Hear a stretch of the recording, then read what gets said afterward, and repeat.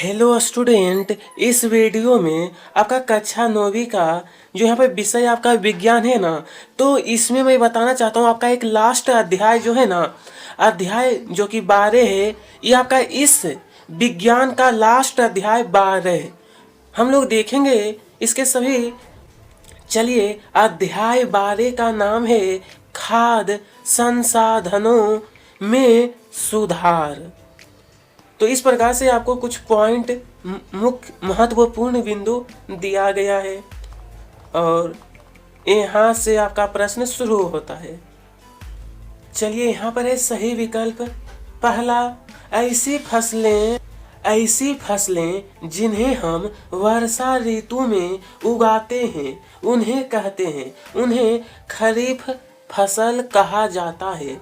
दूसरा प्रश्न है, ऐसी फसल जो शीत ऋतु में उगाई जाती है उन्हें कहते हैं, तो उन्हें रबी फसल कहा जाता है। ठीक है, चलिए अब देखेंगे प्रश्न 3। नंबर 3, निम्नलिखित में से कौन सी फसलें खरीफ फसलें हैं? तो इसमें देखिए आपका धान भी है, सोयाबीन भी है, मक्का भी है, यानी तीनों आपका खरीफ है। तो उपरोक्त सभी निम्नलिखित में से कौन सी फसलें रबी फसल? तो रबी में आपका गेहूं भी आता है, चना, मटर, यानी तीनों है। तो इसमें होगा उपरोक्त सभी। प्रश्न 5, चलिए, निम्नलिखित में से किन विधियों को अपनाकर फसल उत्पादन में सुधार किया जा सकता है? इसमें होगा आपका उपरोक्त सभी। ठीक है, अब है फसल की किस्म में सुधार करने हेतु किन गुणों की अपेक्षा होती है? इसका राइट आंसर है अच्छी रोग प्रतिरोधक क्षमता। जब संकरण पौधों की विभिन्न किस्मों में कराया जाए तो इसे कहा जाता है अंतरा किस्मयी। चलिए प्रश्न 8, नंबर 8, रासायनिक रूप से तैयार पादप पोषकों को कहा जाता है, इसे कहा जाता है उर्वरक। ठीक है, अगला प्रश्न। चलिए, यहाँ है रिक्त स्थानों की पूर्ति। एक ही खेत में, चलिए यहाँ पर है विभिन्न फसलों को पूर्व नियोजित अनुक्रम में उगाने को तो यहाँ पर आपको लिखना है फसल चक्र कहते हैं। अगला है मधुमक्खी पालन मधु तथा मोम को प्राप्त करने के लिए किया जाता है। नंबर 3 में लिखना है मोती पालन का संवर्धन मोतियों को प्राप्त करने के लिए किया जाता है। नंबर 4 है, तो यहाँ पर भरना है मत्स्य पालन तथा अंतःस्थली स्रोतों से मछलियाँ प्राप्त कर सकते हैं। 5 नंबर में आपको भरना है श्वेत क्रांति द्वारा दूध उत्पादन में वृद्धि हुई। उसके बाद है सत्य असत्य चुनिए। पहला नंबर है खाद में कार्बनिक पदार्थों की मात्रा कम होती है, ये आपका असत्य है। मिश्रित मछली संवर्धन तंत्र प्राय मत्स्य पालन के लिए अपनाते हैं, ये आपका सत्य है। उसके बाद कहा है देसी नस्लों जैसे जर्सी ब्राउन स्वीप्स में रोग प्रतिरोधक क्षमता बहुत अधिक होती है, ये आपका असत्य है। अब ये पशुधन के प्रबंधन को पशुपालन कहते हैं, पशुधन के प्रवर्धन, ये भी सत्य है। 5 में कहा है उर्वरक का सतत प्रयोग मिट्टी की उर्वरता को बढ़ाता है, ये आपका असत्य है। प्रश्न 4 है सही जोड़ी मिलाइए। चलिए यहाँ पर सही जोड़ी मिलाइए। जो कि कलम अ, यहाँ पर ब। तो चलिए सबसे पहले वृहत पोषक का मिलान करना है फास्फोरस से। फास्फोरस सूक्ष्म पोषक का मिलान करना है। सूक्ष्म पोषक का कॉपर होगा, कॉपर से वर्मी कंपोस्ट का होगा केचुआ। केचुआ नीम की पत्तियां, नीम की पत्तियां होगा जैव कीटनाशक, जैव कीटनाशक। उसके बाद नील हरित शैवाल का है जैविक उर्वरक। अब यहाँ पर सही मिलान मतलब सामने में उत्तर लिखना है, जैसे कि वृहत पोषक का मिलान किए ना फास्फोरस से, तो यहाँ पर लिखना है आपको फास्फोरस, ठीक है। उसी प्रकार से सूक्ष्म पोषक का मिलान किए कॉपर, तो आपको सामने में लिखना है कॉपर। 3 में वर्मी कंपोस्ट, इसका सामने में आपको लिखना है केचुआ। इस प्रकार से आपको कंप्लीट करना है। चलिए अब आगे, यहाँ पर निम्नलिखित प्रश्नों के उत्तर एक शब्द या एक वाक्य में दीजिए। जो कि पहला प्रश्न है, वोस इंडक किस जंतु का वैज्ञानिक नाम है? तो इसका उत्तर रहेगा गाय, गाय। अगला, वोस वुवेलिस किस जंतु का वैज्ञानिक नाम है? उत्तर रहेगा आपका भैंस। तीसरा प्रश्न है, जर्सी और साहीवाल दूध उत्पादन करने वाले किस जंतु की नस्लें हैं? किस जंतु की? देखिए इसका उत्तर है गाय, गाय। अगला, मधुमक्खी का वैज्ञानिक नाम। तो मधुमक्खी का एपिस इंडिका, एपिस इंडिका। आगे अति लघुत्तरीय प्रश्न, जैविक तथा अजैविक कारक किस प्रकार फसल उत्पादन को प्रभावित करते हैं? विभिन्न प्रकार के जैविक कारक जैसे कि कीट, पतंगे, सूक्ष्म जीव एवं निमेटोडस एवं अजैविक कारक जैसे कि गर्मी, सर्दी एवं हिमपात यदि फसल उत्पादन पर बुरा असर डालते हैं, जिससे फसलों उत्पादन कम हो जाता है। उसके बाद कहा है प्रश्न दूसरा, अनाज। यहाँ पर है अनाज, दाल, फल तथा सब्जियों से हमें क्या प्राप्त होता है? उत्तर रहेगा अनाज, दाल, फल तथा सब्जियों से हमें पोषक पदार्थ प्राप्त होते हैं। अनाज से हमें प्रमुखतः कार्बोहाइड्रेट मिलते हैं। दालों से हमें प्रोटीन मिलते हैं, ठीक है। चलिए इसके आगे देखेंगे प्रश्न क्रमांक 3। चलिए यहाँ पर है अंतरा फसलीकरण क्या है? तो इसका उत्तर 2 या 2 से अधिक फसलों को एक साथ एक ही खेत में निश्चित कतार या पैटर्न में उगाने की प्रक्रिया को अंतरा फसलीकरण कहा जाता है। इस विधि में कुछ पंक्तियों में एक प्रकार की फसल तथा उनके एकांतर में स्थित दूसरी पंक्तियों में दूसरे प्रकार की फसल उगाते हैं। इसके उदाहरण सोयाबीन, मक्का या बाजरा। प्रश्न 4, वृहत पोषक क्या है और इन्हें वृहत पोषक क्यों कहते हैं?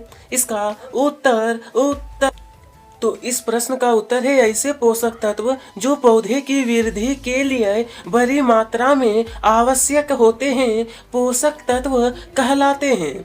इनकी संख्या 6 होती है। वृहत पोषक तत्व निम्न है। एक आपका नाइट्रोजन, उसके बाद नाइट्रोजन के बाद phosphorus, potassium, calcium, magnesium, sulphur. प्रश्न 5 में कहा है पौधे अपना पोषण कैसे प्राप्त करते हैं? पौधे अपना पोषण, इसका उत्तर है पौधे अपने पोषक तत्वों को मिट्टी, जल एवं वायु से प्राप्त करते हैं। पौधों के लिए कुल 16 पोषक तत्वों की आवश्यकता होती है। इनमें से कार्बन तथा ऑक्सीजन हवा से प्राप्त होते हैं। हाइड्रोजन, यहाँ पर है हाइड्रोजन और ऑक्सीजन पानी से तथा शेष 13 पोषक तत्व मिट्टी से प्राप्त होते हैं। ठीक है, यहाँ तक आपका कंप्लीट है। उसके बाद देखेंगे प्रश्न 6।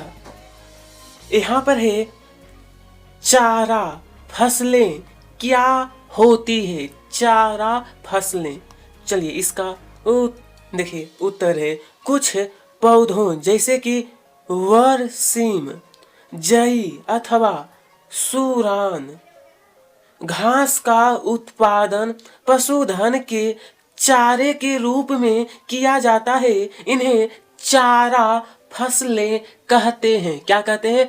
चारा फसलें कहते हैं। चलिए अब आगे देखते हैं। चलिए अब है लघुत्तरीय प्रश्न। पहला, हरी खाद क्या है? इसके लाभ लिखिए। इसके लाभ, तो उत्तर में रहेगा इस प्रश्न का, इसका उत्तर है हरी खाद फसल उगाने से पूर्व खेतों में कुछ पौधों जैसे बरसीम, वेचा, पटसन या गुआर आदि उगा देते हैं और फिर उन पर हल व पाटा चलाकर खेत की मिट्टी में मिला दिया जाता है।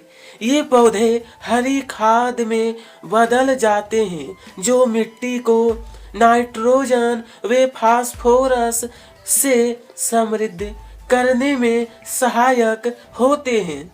उसके बाद ये तो हो गया आपका हरी खाद क्या है। अब यहाँ पर कहा गया था ना इसके लाभ लिखिए। तो देखिए हरी खाद के लाभ, पहला, यह खाद हरे पौधों जैसे पटसन, मूंग एवं गुआर के अपघटन से बनाई जाती है, यतः हानिकारक रसायनों से मुक्त होती है। फिर दूसरा लाभ है यह खाद मिट्टी की उर्वरा शक्ति को बढ़ाती है। ठीक है, चलिए यहाँ तक आपका प्रश्न एक कंप्लीट है जो कि लघुत्तरीय का। अब दूसरा प्रश्न फसल की सुरक्षा के लिए निरोधक विधियों तथा जीव नियंत्रण क्यों अच्छा समझा जाता है? उत्तर है ये आसान होने के साथ ही फसल एवं पर्यावरण को नुकसान नहीं पहुंचाती है, जबकि संश्लेषित कीटनाशक एवं अन्य जहरीले रासायनिक पदार्थ पर्यावरण एवं फसल दोनों पर ही प्रतिकृत प्रभाव डालते हैं। निरोधक विधियों द्वारा फसलों में रोग की रोकथाम के उपाय शामिल है जिनसे उपज में वृद्धि होती है।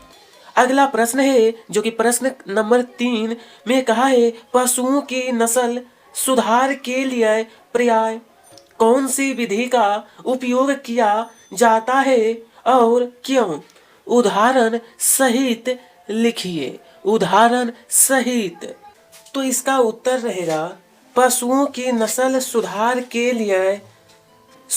के लिए पर्याय संकरण की विधि का उपयोग किया जाता है, क्योंकि इस विधि में 2 अलग अलग नस्लों कराने पर एक ऐसी संतति प्राप्त की जा सकती है जिसमें उन दोनों नस्लों के वांछित गुण उपस्थित हो। उदाहरण के लिए लंबे समय तक दुग्ध श्रावण काल के लिए विदेशी नस्लें जैसे जर्सी का संकरण बहुत अधिक रोग प्रतिरोधक क्षमता वाली देसी नस्ल साहिवाल से कराया जाए तो एक ऐसी संतति प्राप्त होती है जो लंबे दुग्ध श्रावण काल एवं अधिक प्रतिरोधक क्षमता के वांछनीय गुण होंगे। अगला प्रश्न बोला है कि बॉयलर तथा अंडे देने वाले लेयर में क्या अंतर है। तो इस प्रकार से आपके बुक में जो ये प्रश्न है वहां पर तालिका दिया गया है। तो यहाँ पर आपका बॉयलर है और यहाँ पर अंडे देने वाली लेयर। तो पहला अंतर रहेगा, बॉयलर का प्रयोजन मांस उत्पादन के लिए होता है और यहाँ पर है लेयर अंडे देने वाली मुर्गों की नस्ल होती है।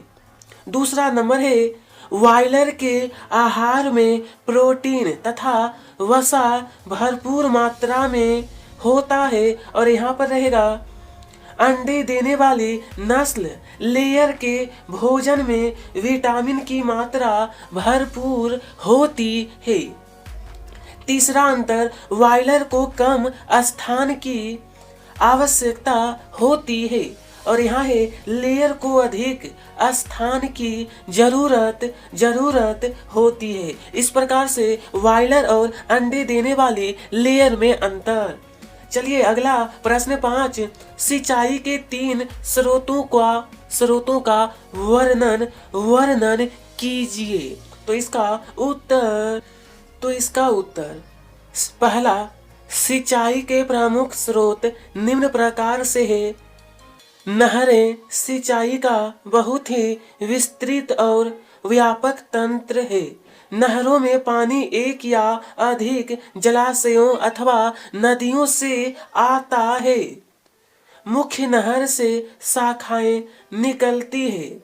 ये शाखाएं विभाजित होकर खेतों में सिंचाई करती है। ये 2 प्रकार के होते हैं, कुएं तथा नलकूप। दूसरा स्रोत है नदी जल उठाव प्रणाली। उन स्थानों पर उपयोगी होती है जिन क्षेत्रों में जलाशयों से कम जल मिलने के कारण नहरों का बहाव अनियमित अथवा अपर्याप्त होता है। नदी किनारे स्थित खेतों में सिंचाई करने के लिए नदियों से सीधे ही पानी निकाला जाता है। तीसरा नंबर है, तालाब छोटे क्षेत्रों में बहे हुए पानी का संग्रह जो जलाशय करते हैं वे तालाब कहलाते हैं। इस प्रकार से विद्यार्थी सिंचाई के 3 स्रोत, पहला, दूसरा, तीसरा। उसके बाद दीर्घ उत्तरीय प्रश्न। चलिए प्रश्न है, खाद एवं उर्वरक के गुणों की तुलना कीजिए। मैं पहले आपको बताना चाहता हूँ कि आपकी बुक में लगभग 10 लाइन दिया है लिखने के लिए, ठीक है। तो चलिए, तो सबसे पहले खाद एवं उर्वरकों के गुणों की तुलना। तो पहले मैं आपको बताऊंगा खाद के गुण। तो इसमें आपको 4 गुण आपको बताऊंगा। उसके बाद फिर मैं आपको उर्वरक के गुण बताऊंगा, ठीक है, एक एक करके। सबसे पहले खाद के गुण। पहला, खाद जैव अपशिष्टों से बनाई जाती है। इसकी अधिक मात्रा में आवश्यकता होती है। तीसरा, यह भूमि की उर्वरा शक्ति को बढ़ाती है, मृदा को ह्यूमस उपलब्ध कराती है। ये तो हो गया आपका खाद के गुण। पहले यहाँ तक कंप्लीट करिए, उसके बाद फिर आगे आपको बताऊंगा उर्वरक के गुण। चलिए, तो उर्वरक के गुण। पहला, उर्वरक रसायनों से बनाई जाती है। यह अल्प मात्रा में आवश्यक होती है। यह भूमि की उर्वरा शक्ति को नष्ट करती है। चौथा नंबर, मृदा को ह्यूमस उपलब्ध नहीं कराती है। यहाँ तक कंप्लीट है। तो अब देखेंगे प्रश्न नंबर 2। चलिए, यहाँ पर है मत्स्य संवर्धन के 2 गुण तथा 2 दोष लिखिए। तो सबसे पहले कहा है मत्स्य संवर्धन के 2 गुण देखिए, मत्स्य संवर्धन के गुण, पहला, कम क्षेत्र से अधिक मात्रा में वांछित जातियों को प्राप्त किया जा सकता है। उसके बाद दूसरा, मछलियों में सुधार किया जा सकता है। अब देखेंगे संवर्धन के दोष, पहला, जैव विविधता का संकट उत्पन्न हो सकता है। केवल आर्थिक महत्व की तथा बहुमूल्य मछलियां का ही संवर्धन किया जा सकता है। चलिए अब देखेंगे प्रश्न नंबर 3। यहाँ पर है मधुमक्खी पालन की महत्ता एवं उपयोगिता। उपयोगिता लिखिए। इसका उत्तर रहेगा मधुमक्खी पालन की महत्ता एवं उपयोगिता। पहला है पौष्टिक, स्वास्थ्यवर्धक एवं औषधीय गुणों वाला शहद प्राप्त होता है। दूसरा, इससे मोम प्राप्त होता है जिसका उपयोग औषधियाँ, मलहम, क्रीम, पॉलिश, वेसलीन एवं मोमबत्ती बनाने में होता है। तीसरा, मधुमक्खियाँ परागण क्रिया में भाग लेकर फसल की पैदावार बढ़ाती है। इस उद्योग का संचालन निर्धन एवं अल्प शिक्षित ग्रामीण भी कर सकते हैं। प्रश्न 4 में कहा है मिश्रित खेती से आप क्या समझते हैं? इसके लाभ लिखिए। तो इसका उत्तर, चलिए इसके लाभ लिखिए। तो उत्तर रहेगा मिश्रित खेती। खेती की यह प्रणाली जिसमें फार्म पर खेती के साथ साथ कोई अन्य कृषि आधारित व्यवसाय जैसे पशुपालन, मधुमक्खी पालन भी अपनाए जाते हैं, मिश्रित खेती कहलाती है। मिश्रित खेती के प्रमुख लाभ मैं आपको लगभग 6 लाभ बताने वाला हूँ। पहला, किसान को सामान्य से अधिक आय प्राप्त होती है।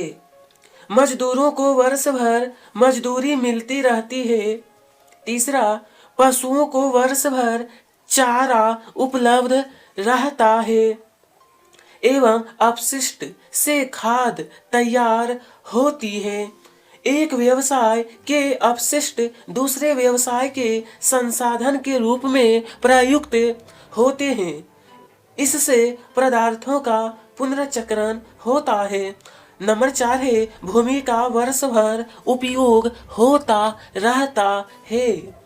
5, किसान हमेशा कृषि कार्य में व्यस्त रहता है। 6, पशुपालन को बढ़ावा मिलता है।